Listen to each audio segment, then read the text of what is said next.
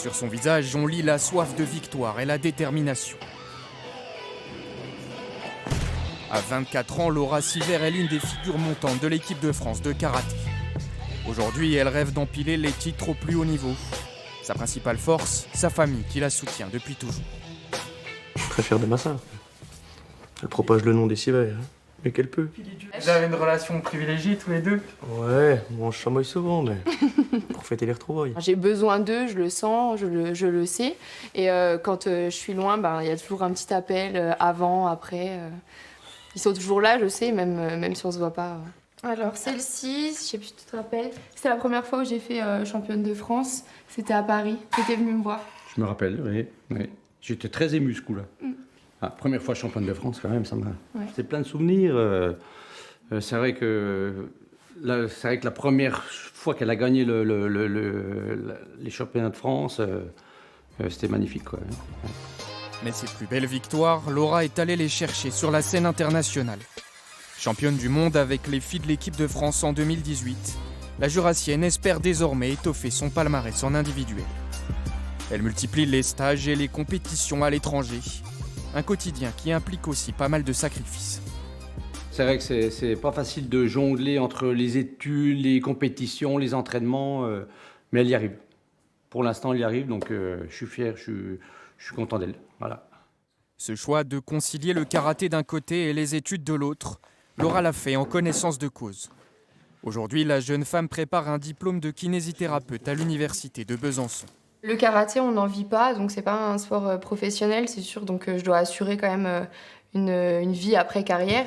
Et le kiné, c'est vraiment un métier que j'ai toujours voulu faire. Donc j'essaie de mettre en place et pour avoir la vie que j'ai envie d'avoir après, donc être kiné et pourquoi pas faire du sport aussi à côté. Et si Laura bénéficie d'un emploi du temps aménagé grâce à son statut de sportif de haut niveau, la pression est permanente. Encore plus quand les échéances se multiplient. J'ai des compétitions, donc il y a forcément un stress avant compétition. On veut la médaille, on veut revenir avec un titre. Et ensuite à côté, il y a les partiels qui arrivent une semaine après. Donc forcément, quand je serai en compétition, je vais devoir travailler aussi mes cours et revenir rapidement pour pouvoir me remettre à mes cours et passer mes partiels.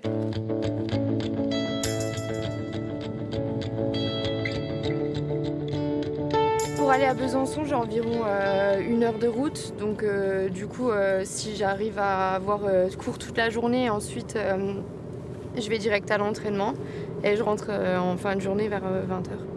Tu fais ça à quelle fréquence? Tous les jours. Tous les jours, des fois sauf le dimanche quand même. Allez, Fanta.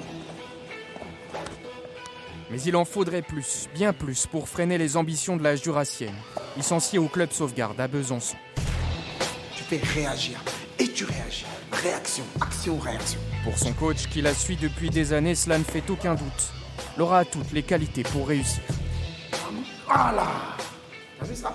Je définis Laura comme étant quelqu'un entre l'émotion et la pugnacité. Je pense qu'aujourd'hui, elle va faire des étincelles à travers cette mixité entre l'humain, le côté humain qu'elle a, partage, le sourire, la fille vraiment qui est gentille, mais de l'autre côté, cette fille qui est prête à aller au bout de ses objectifs.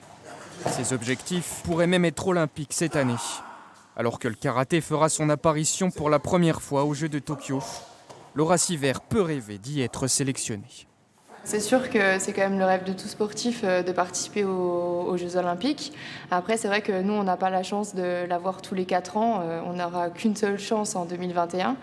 Et c'est sûr que j'en ai forcément envie. Après, c'est vrai que les catégories ont été réduites de 5 catégories féminines à 3 catégories. Le niveau au niveau français dans ma catégorie est quand même très relevé. Après, je fais ce que j'ai à faire et on verra où ça me mène. Un parcours du combattant pour se qualifier avec beaucoup de candidats et peu d'admis. La route vers Tokyo est encore longue, mais Laura Siver l'a déjà prouvé. Elle est prête à relever tous les défis. Voilà.